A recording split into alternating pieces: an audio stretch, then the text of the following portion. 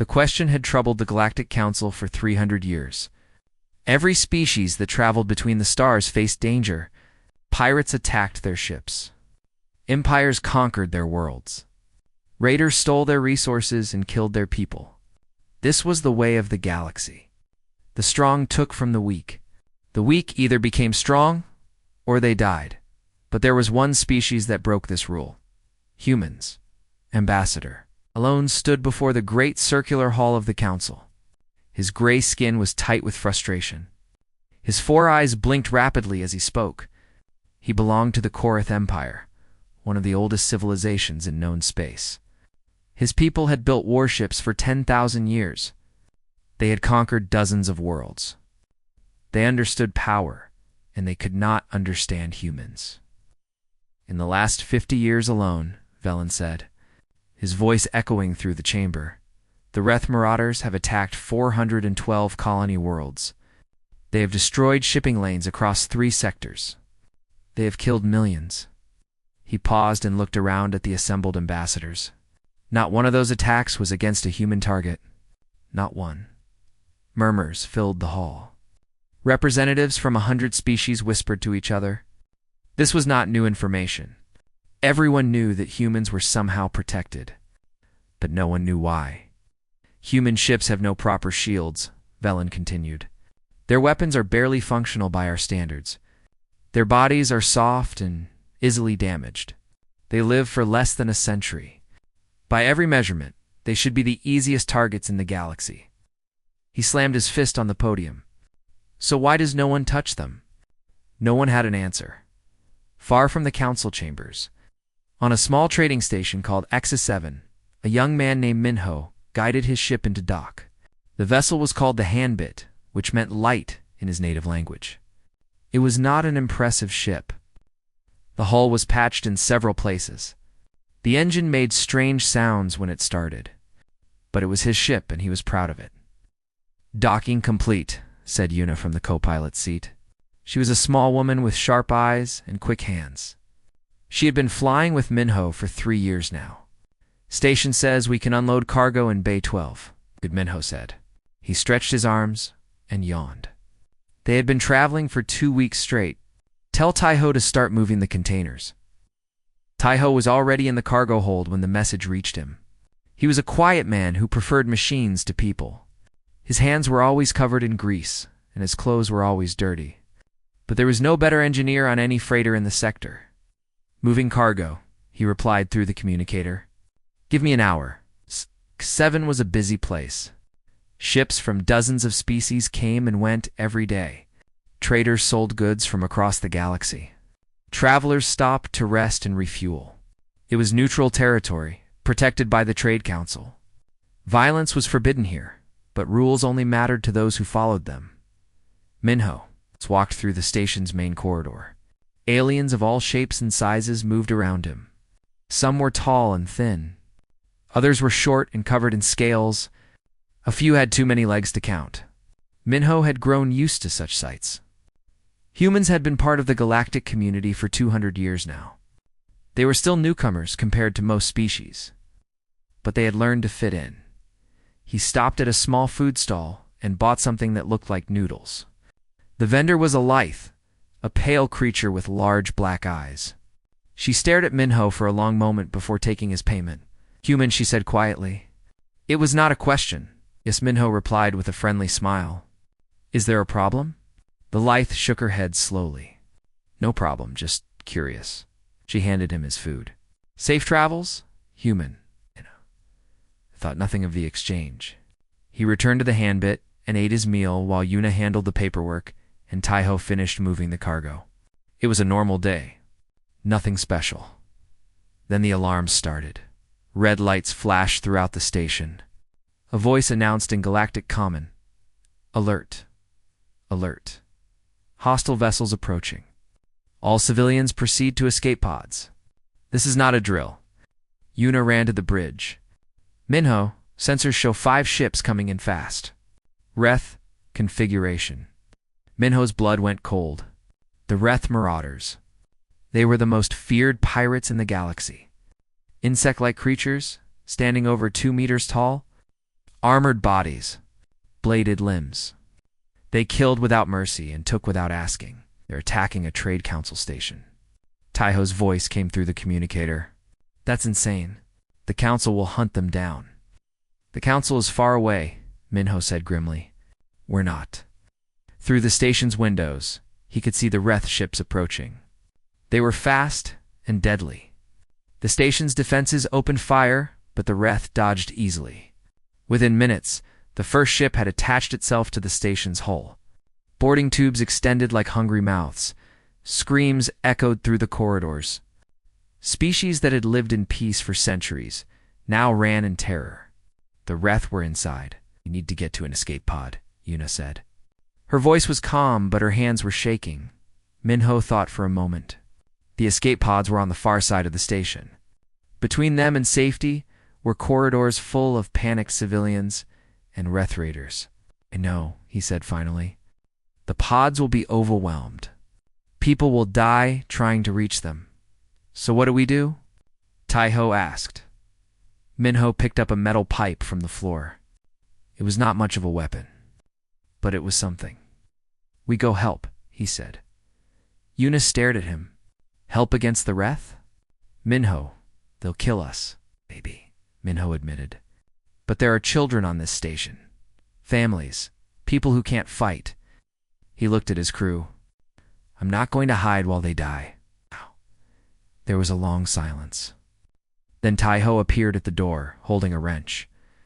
I'm with you. Yuna closed her eyes and took a deep breath. When she opened them again, her hands had stopped shaking. Fine. Let's go be stupid together. The three humans ran toward the sound of screams.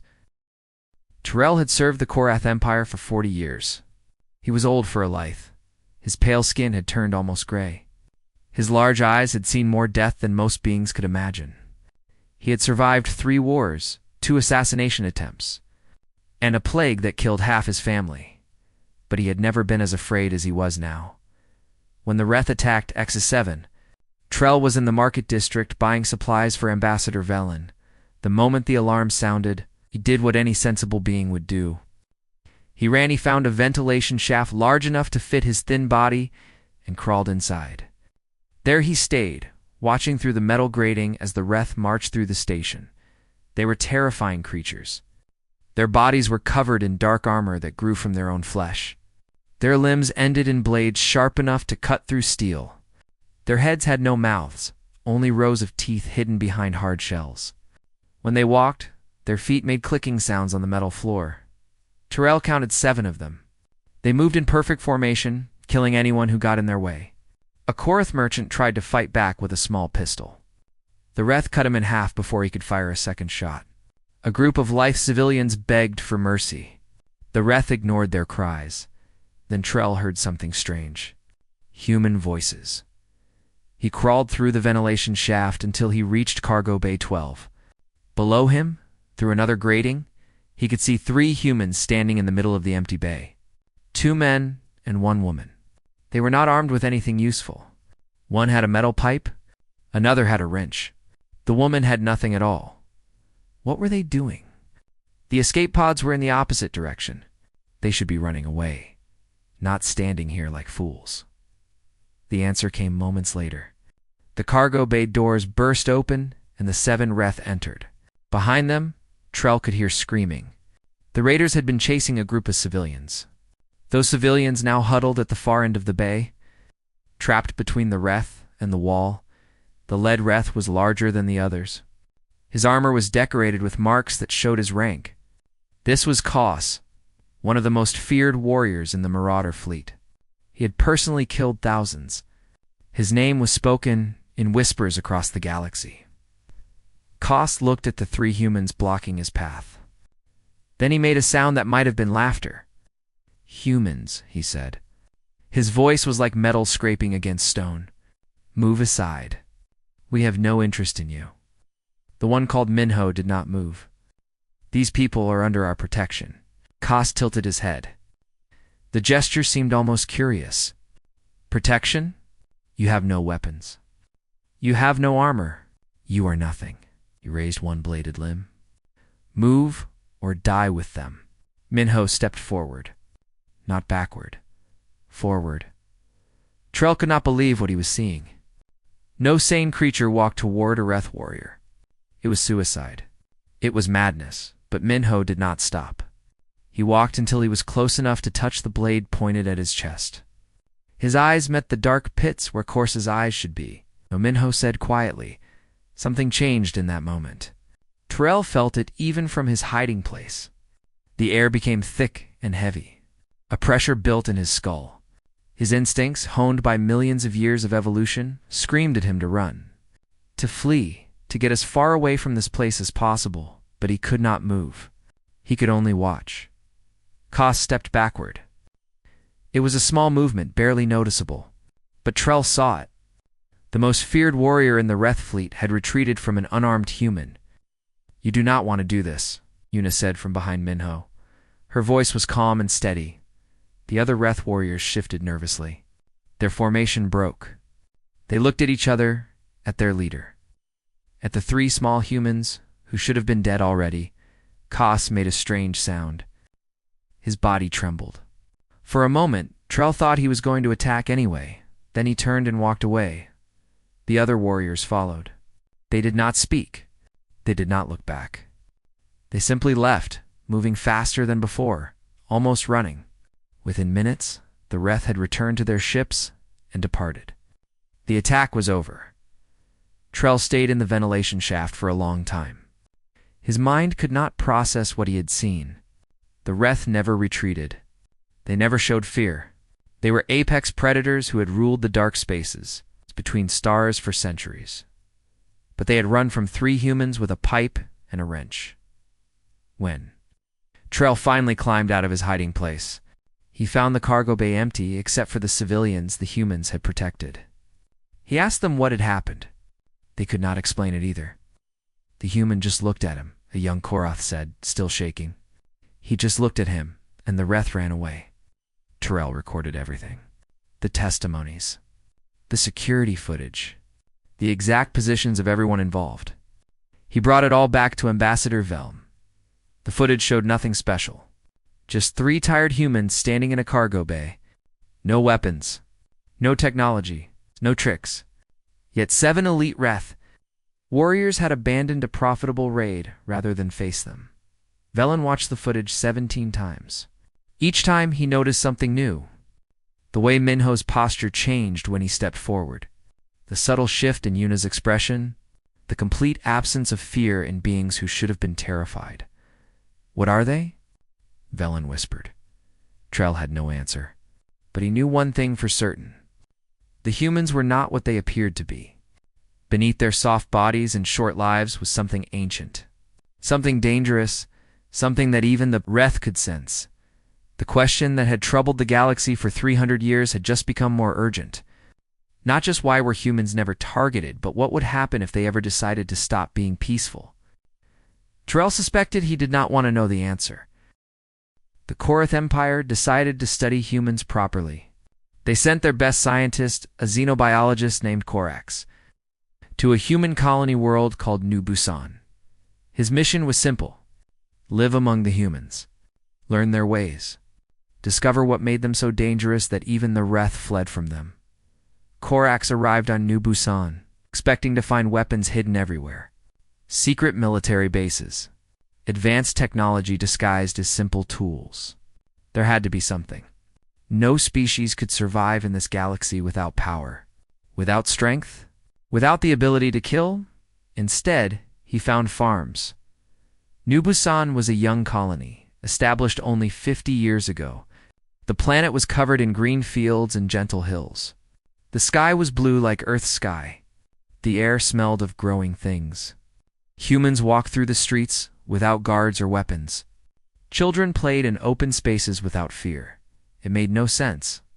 Korax disguised himself as a merchant and settled in a small village near the coast. He rented a room from a farmer named Doan and his daughter Nari. Doan was a simple man with rough hands and a kind smile. He grew grain and vegetables. His wife had died many years ago, so he raised Nari alone. Nari was 8 years old. She had curious eyes and too many questions. She asked Korax about his home, his family, his favorite foods. She did not seem afraid of him at all, even though he was clearly not human. "Are you scared of aliens?" Korax asked her one evening. "Nair?" I thought about it seriously. "Some aliens are mean," she said. "But some humans are mean too. It depends on the person, not the species." Korax wrote this down in his notes. Human children are taught that danger depends on individuals, not categories. He did not know what this meant yet, but it felt important. The months passed. Korax helped Doan with the farm. He ate meals with the family. He attended local festivals. He learned the language and the customs. Slowly, the humans began to accept him as a neighbor. And slowly, Korax began to see things that confused him. When a storm destroyed part of Doan's barn, the neighbors came to help rebuild it. They did not ask for payment. They did not make deals. They simply came because someone needed help. When a sick traveler collapsed in the village square, a dozen humans rushed to assist. They carried him to the medical center. They donated blood. They stayed by his side until he recovered. The traveler was not even from their planet. When wild animals threatened the grain fields, the farmers did not call for soldiers or hunters. They handled the problem themselves with simple tools and careful coordination. These people had no military, no police force, no weapons beyond basic farming equipment. Yet they had survived on this planet for 50 years without being conquered or destroyed. How? The answer came on a quiet afternoon in the second year of Korax's study. Nari was playing in the grain fields while Korax watched from a distance. He was taking notes about human children's behavior. He did not notice the danger until it was too late. A stalker hound emerged from the tall grain. It was a predator native to New Busan, 6 legs, a mouthful of teeth designed for tearing flesh. The colonists usually avoided them. But sometimes a hungry one wandered too close to the settlements. This one was very hungry, and it had found Nari. Korax froze. He was too far away to help. He did not have a weapon. He could only watch as the beast circled the small human girl. Nari saw the stalker hound. Her body went still. Korax expected her to scream, to cry, to run. Any of these responses would have been normal. The stalker hound was 3 times her size. Its claws could cut through bone. No child should be able to face such a creature without terror. But Nari did not scream or cry or run. She picked up a rock from the ground. It was not a large rock. It would not hurt the stalker hound at all. But she held it firmly in her small hand. Then she looked at the beast, directly into its 6 eyes, and she screamed. Not a scream of fear. A scream of challenge. A sound that said very clearly that she would fight, that she would hurt the beast if she could, that even if she died, she would make sure it remembered her. The stalker hound stopped. Its 6 eyes blinked. It had hunted 1,000 creatures across New Busan. It knew what prey looked like. It knew how prey behaved. This was not how prey behaved, the beast whimpered. Actually whimpered. Then it turned and ran away into the fields. Nari stood alone among the grain, still holding her rock. When Korax finally reached her, she was breathing hard, but she was not crying. "Are you hurt?" he asked. "No," she said. "I scared it away." "How did you know to do that?"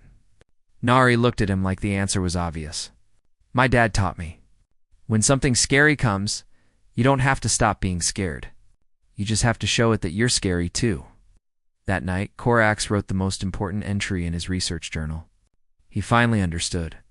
Humans were not strong. They were not fast. They did not have natural weapons or armor. By every measurement, they were one of the weakest species in the galaxy. But they had something no other species had. They could feel fear completely, deeply, utterly, and then they could ignore it. They could look at death and choose to fight anyway. Every predator in the galaxy, from the smallest beast to the mightiest warrior, had instincts. Those instincts recognized threats. They told the predator which prey would fight back and which would flee. They helped the predator avoid wasting energy on dangerous targets. And those instincts saw humans for what they truly were. Not weak. Not helpless.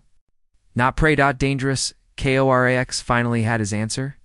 Now he had to decide what to do with it. The Galactic Council chamber was full for the first time in decades. Every species with a seat had sent their best representatives. Ambassadors who normally avoided each other sat side by side.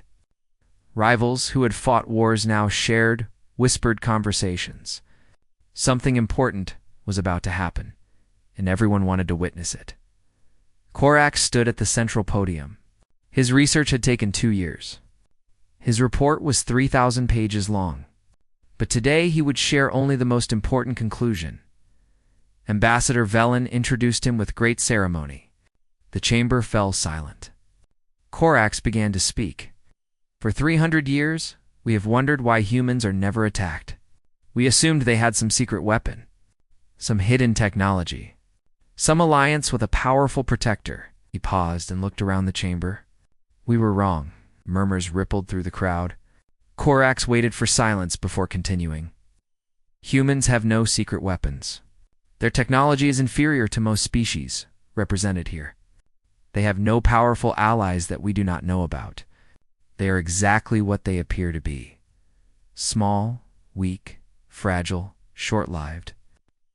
If humans had no advantages, why were they untouchable? But they have one thing that no other species in the known galaxy possesses. Korax activated a holographic display. Brain scans appeared in the air above him. This is the fear response in a typical sentient being. When faced with a deadly threat, the brain produces chemicals that trigger one of 2 reactions: flight or freeze. This is automatic, involuntary. It cannot be controlled. The image changed to show a human brain. This is the fear response in a human. The same chemicals are produced, the same reactions are triggered, but humans have a third option. They can override the response completely. Gasps filled the chamber. Korax nodded solemnly. Humans feel fear just like the rest of us. Perhaps more intensely, given their fragile bodies and short lives. But they can choose to act against that fear. They can force their bodies to move forward when every instinct screams at them to retreat. They can look at certain death and decide that dying is acceptable if it means fighting back. He displayed the security footage from Exisavon. The council watched as 3 humans faced 7 Wrath warriors. They watched Minho step toward Kos. They watched the most feared pirates in the galaxy turn and flee. What happened in this cargo bay was not magic, Korax explained. It was biology. When a human enters what they call fight mode, their bodies release a specific combination of chemicals. These chemicals produce a subtle energy field, a psychic resonance that extends outward from their bodies. He displayed new data, readings from sensors that most species did not know existed. Every predatory species in the galaxy has evolved to sense this resonance. It is a warning signal, built into our instincts over millions of years of evolution. It tells us, this creature will fight. This creature will not stop. This creature will hurt you, even if it costs its own life. The chamber was completely silent now. Korax continued. The Wrath did not run because they were cowards. They ran because their instincts recognized something that their minds could not understand. They were facing an apex predator. Not because of strength or speed or weapons, but because of will. Ambassador Velen stood up. Are you saying that humans can control other species with their minds? No, Korax said firmly. They cannot control us. They cannot force us to do anything. They simply trigger our deepest survival instincts. And those instincts say, very clearly, do not engage. You will not survive. A Wrath representative was present in the chamber. He was old for his kind, scarred from countless battles. His name was Kos. The same Kos who had fled from 3 humans in a cargo bay. I have killed thousands, Kos said. His voice was quiet, but it carried through the chamber. I have never felt fear. I thought fear was weakness. I thought I'd evolved beyond it. He looked at his clawed hands. In that cargo bay, I felt something I had never felt before. Not fear of death. Fear of something worse. Fear of facing a creature that would never stop. that would keep fighting until nothing remained of either of us. He looked up at the council. Humans are not like us. We kill because we must, because we are hungry or threatened or paid. But humans. He struggled to find the words. Humans can choose to die. They can decide that some things are more important than survival. And when they make that choice, something inside them changes. Something that every predator in the universe can feel. Corax nodded. This is why humans have survived. Not because they are strong, not because they are numerous, but because attacking them is simply not worth it. The cost is too high. The risk is too great. Our own instincts warn us away before we can even consciously understand why. The council debated for hours. Some refused to believe the findings. Others demanded more research. But in the end, the evidence was too strong to ignore. Velen called for a vote. The motion was simple. Change humanity's classification from primitive species, protected status, to apex civilization, diplomatic priority. The vote was unanimous. As the session ended, Velen approached Corax privately. You have answered the question we have asked for 3 centuries, but you have raised a new one. Corax knew what he meant. What happens if they stop being peaceful? Velen nodded slowly. They are only dangerous when threatened. They only fight when they must. But what if that changes? What if they decide to become conquerors, like the rest of us? Corax remembered Doan's farm. Nara's laughter. The neighbors who helped rebuild a barn without asking for payment. I do not think they will, he said softly. They are not like us. They do not want power or territory or dominance.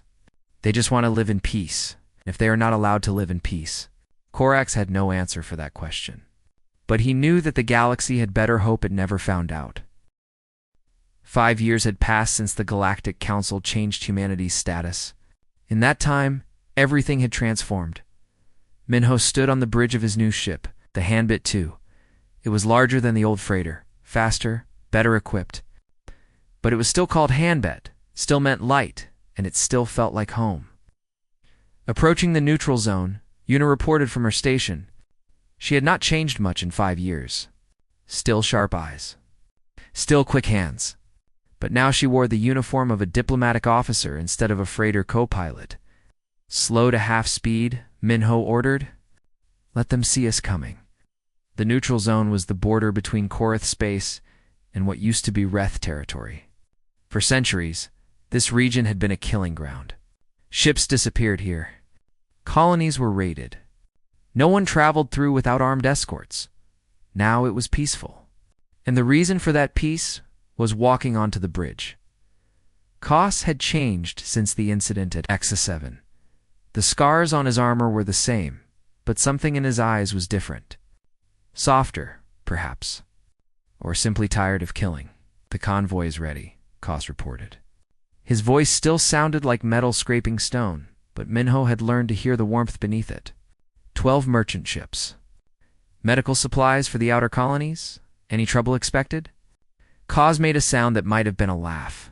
No one attacks convoys escorted by humans anymore. Even the most desperate pirates know better. And Minho smiled slightly. This was his life now. Not hauling cargo, but escorting it. Protecting ships that would have been destroyed 5 years ago. Making sure the galaxy's trade routes stayed open and safe. He had not wanted this responsibility. After Exisivin, he had tried to return to his simple life. But the Council had other plans. They needed humans in visible positions. They needed the galaxy to see that humanity was active, watching, ready to respond if needed. Commander Taiho's voice came through the communicator. He was still the ship's engineer, still covered in grease, still preferring machines to people. We have a visitor requesting permission to dock. Who is it? Ambassador Bora. She says it's urgent. Minho raised an eyebrow. Bora was the first human ambassador to the Reth. She had spent 3 years living among them, learning their language, understanding their culture. If she was here, something important was happening. Bora came aboard looking exhausted. She was a tall woman with tired eyes and ink-stained fingers. She carried a translation device and a stack of documents. Minho, she said without greeting. The Reth are disbanding their military. The bridge went silent. Even Koss seemed surprised. All of it? Minho asked. All of it? Every raiding fleet, every warband, every military installation. Bora set down her documents. They're converting their ships to merchant vessels, training their warriors for other work. The leaders have declared that the age of conquest is over. Koss made a low sound in his throat. I never thought I would see this day. Why? Yuna asked. Why now? Bora looked at Minho. Because of what happened 5 years ago. What you did at Axis 7 changed everything. The warriors talk about it constantly. They call it the Day of Fear. I didn't do anything special, Minho said uncomfortably. I just stood there. Exactly. Bora's voice was serious. You stood there. 3 humans against 7 of our greatest warriors. And we ran. She glanced at Koss, who nodded slowly. That moment forced us to question everything. If humans could make us feel fear without weapons or technology, what was the point of our military? What were we really fighting for? Koss spoke then, his voice heavy with something like shame. For generations, we believed that strength came from conquest. That power came from taking what others had built. We never questioned this. It was simply who we were. He looked at Minho with those dark, empty eyes. Then I met you. And I realized that true strength is not about what you can take. It is about what you are willing to give up. The words hung in the air. Minho did not know how to respond. On New Busan, the harvest festival was in full celebration. Lanterns lit the night sky. Music filled the streets. Children ran laughing through crowds of humans and aliens alike. Doan stood at the edge of his fields, watching the festivities. His daughter Nari was somewhere in the crowd, probably dancing with her friends. She was 13 now, almost grown. He still remembered the day she faced the stalker hound. It seemed like a lifetime ago. A familiar figure approached through the grain. Korax had come back for another visit. He came every year now, during the harvest. He said it was for research, but Doan suspected he simply enjoyed the food. Your fields look good, Korax observed. Best harvest yet, Doan agreed. Enough to feed 3 systems. They stood in comfortable silence, watching the celebration. Then Korax spoke again. I asked Nari something when I first came here. I asked her if she was scared of aliens. What did she say? She said it depends on the person, not the species. Korax paused. I didn't understand then. I thought humans were naive, foolish. I thought the galaxy would destroy them eventually, and now I think you are the wisest species I have ever known. You do not judge by categories. You do not hate by nature. You simply see each being for what they are. He looked at Doan with new respect in his large eyes. That is why you are not afraid of us. And that is why we are afraid of you. Doan considered this. Then he laughed. We are not scary, my friend. We are just farmers, No Korax said softly. You are much more than that. You are the species that taught the galaxy something it forgot long ago. What's that? Korax smiled.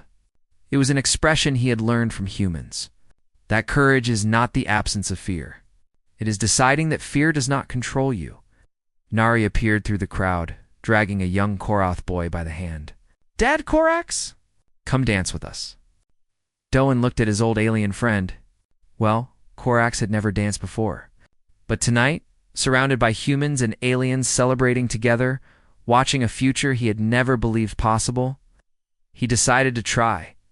After all, that was what humans had taught him. When you are afraid, you do not have to stop being afraid. You just have to decide that fear is not in charge. The galaxy had learned this lesson, and it had changed everything. Far above, the stars burned quietly. Ships from 100 species traveled paths that had once been war zones. Children who had grown up fearing pirates now played with children of former warriors. The old ways were fading, replaced by something new, something that began with 3 humans, a metal pipe, and the simple decision to help.